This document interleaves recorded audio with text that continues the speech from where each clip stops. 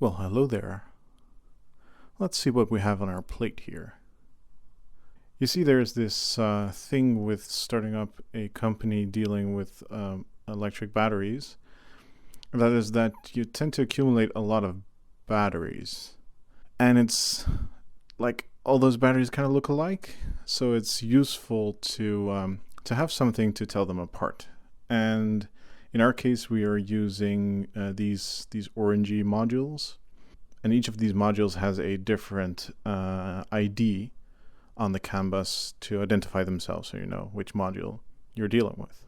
So in order to read out these modules, I made this little board. Has a little OLED display, something that I've used for more projects. Has a CAN bus controller.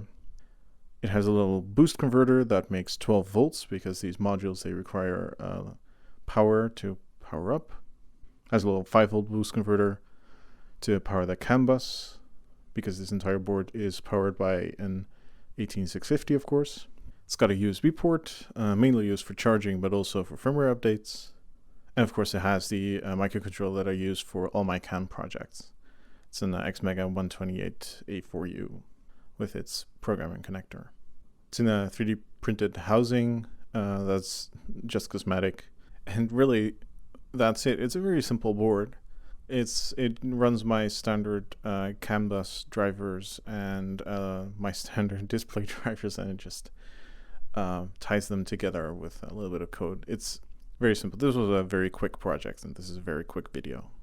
So, well, here we are at Aker and let's read out some modules.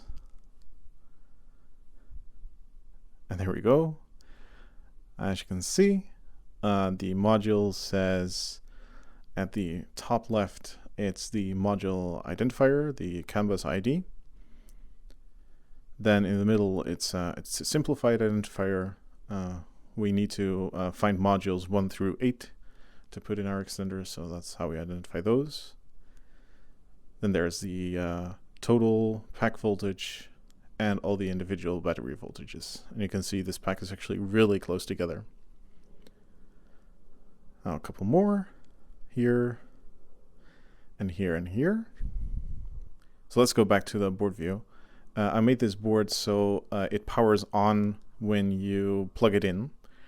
And I'm making use of a little short circuit that's on the connector to these batteries. So there's an unused circuit that seems to just be there for continuity testing, I guess, to see if the battery module is plugged in inside the pack.